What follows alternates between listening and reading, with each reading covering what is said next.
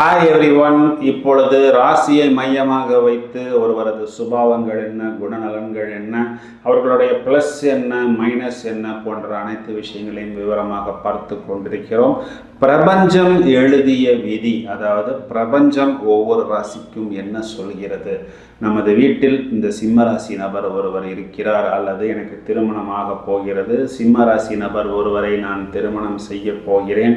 அவருடைய குணநலன்கள் என்ன, ப்ளஸ் என்ன, மைனஸ் என்ன என்பதை தெரிந்து கொள்வதன் மூலம் எங்களது பயணம் என்பது ஆக்கப்பூர்வமாகவும் அனுகூலமாகவும் கண்டிப்பாக மாற்ற முடியும்.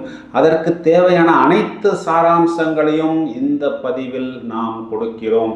இப்பொழுது சிம்ம ராசியை பற்றி பிரபஞ்சம் என்ன சொல்கிறது, இதன் பலன்கள் என்ன என்பதை விரிவாக பார்ப்போம்.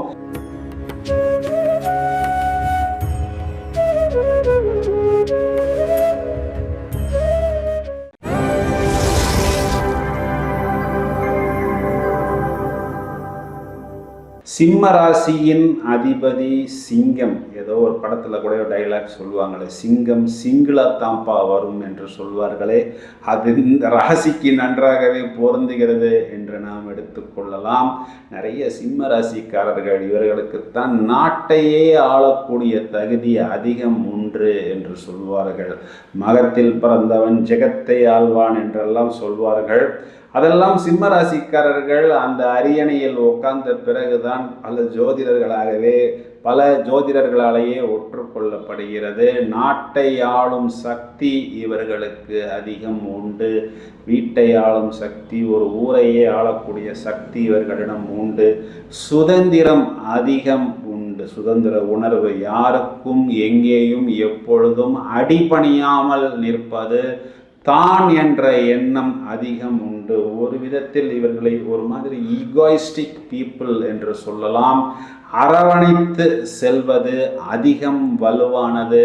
தனக்கு தோன்றுவதையே, தனக்கு தேவையானதை இவர்கள் செய்வார்கள். நண்பர்களுக்கு அதிகம் செய்யக்கூடிய நபர் இவர்கள்தான். நண்பர்களாலும் அதிகம் வஞ்சிக்கப்படுவதும் இவர்கள்தான்.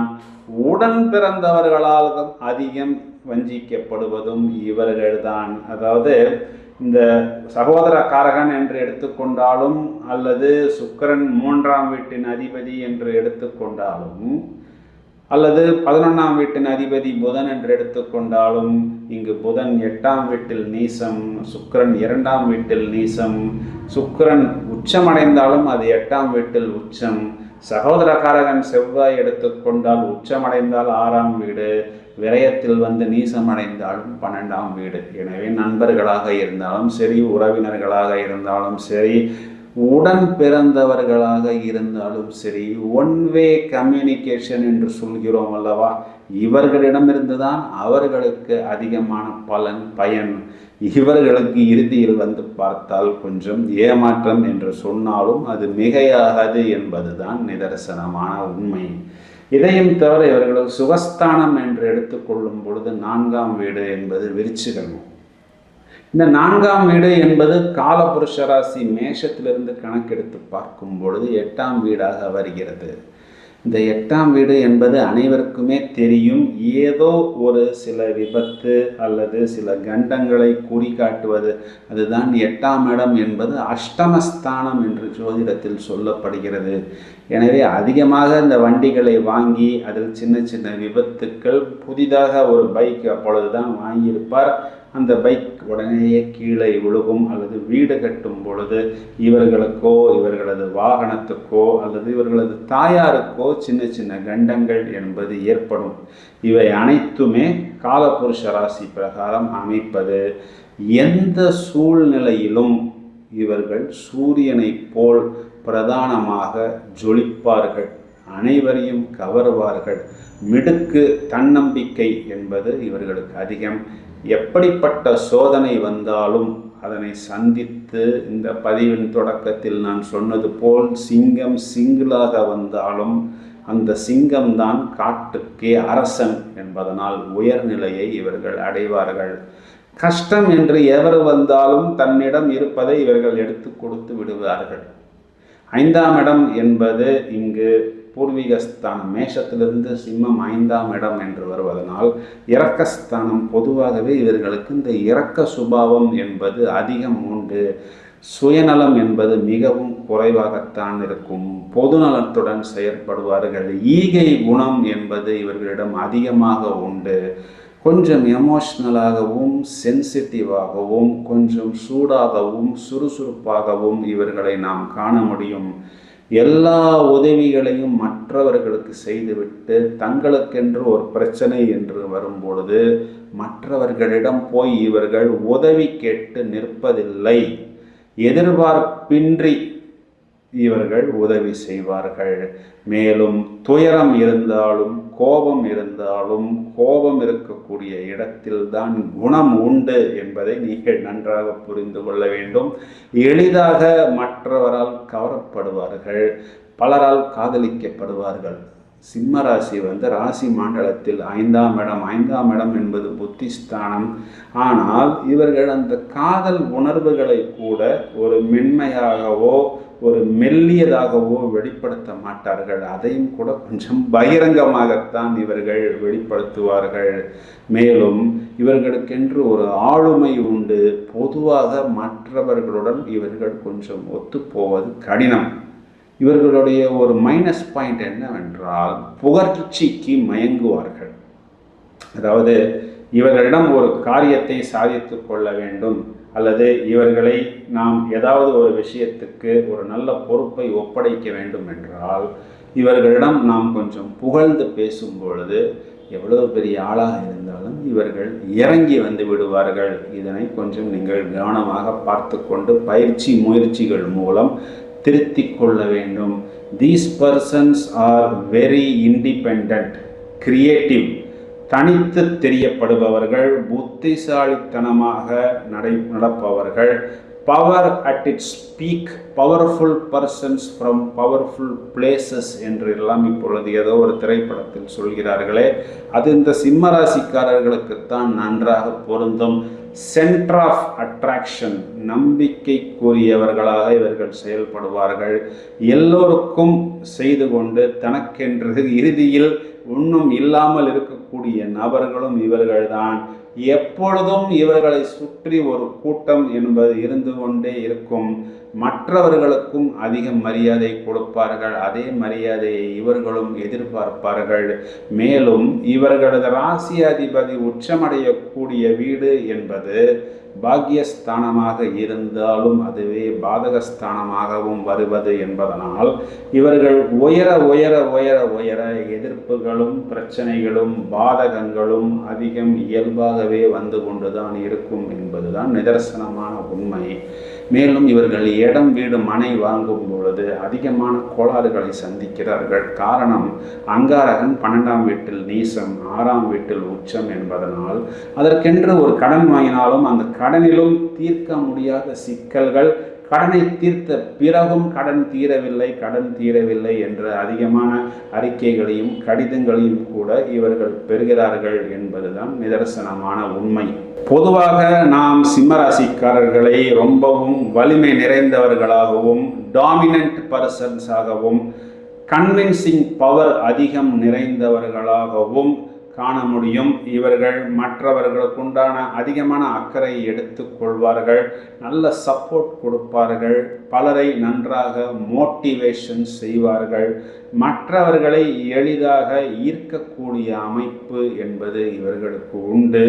மேலும் இவர்கள் எந்த ஒரு இடத்திலும் இவர்கள் இருக்கும் பொழுது இவர்களது பிரசன்ஸ் ஷுட் பி ஃபெல்ட் என்று நினைப்பார்கள்.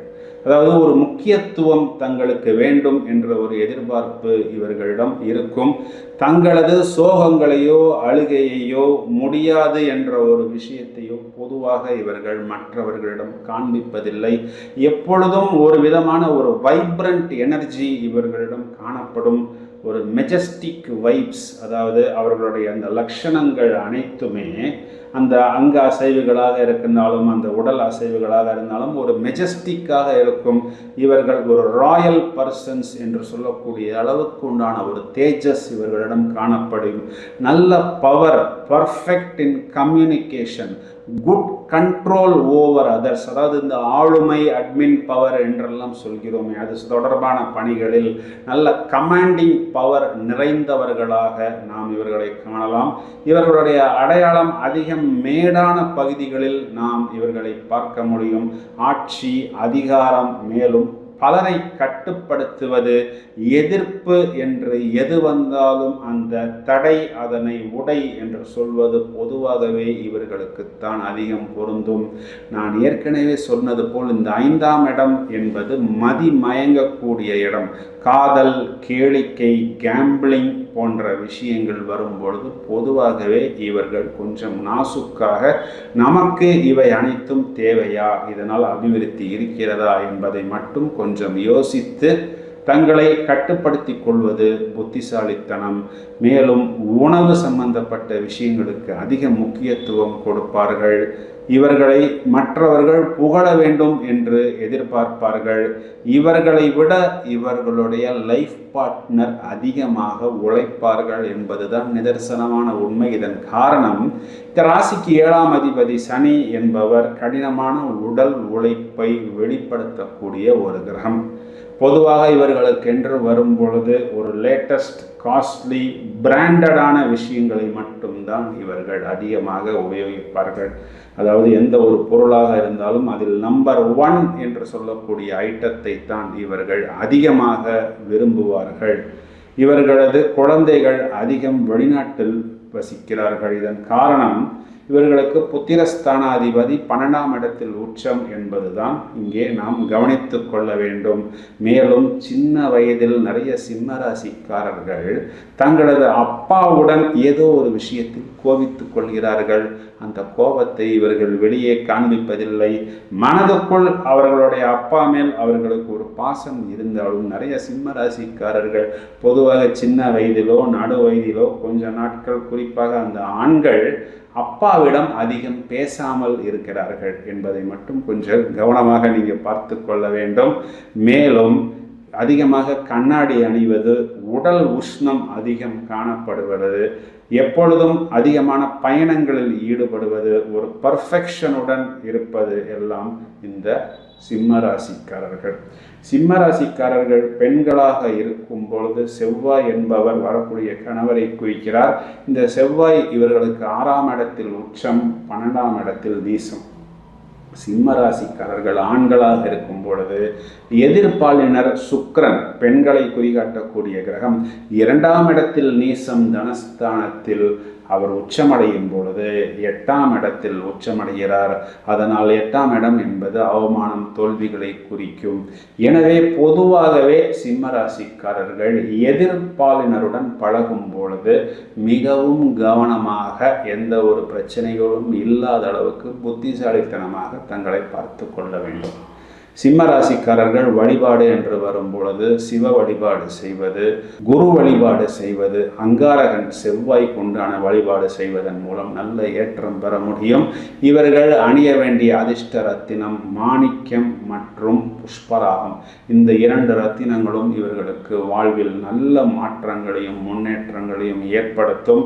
மேலும் இவர்களுக்கு அதிர்ஷ்டமான வர்ணங்கள் என்று வரும் பொழுது சிவப்பு, இளம் சிவப்பு மற்றும் மஞ்சள், இந்த 3 ரத்தினங்களையும், இந்த 3 வர்ணங்களையும் இவர்கள் உபயோகிக்கும் பொழுது நல்ல ஒரு பாசிட்டிவான வைப்ரேஷன்ஸை இவர்கள் பெற முடியும்.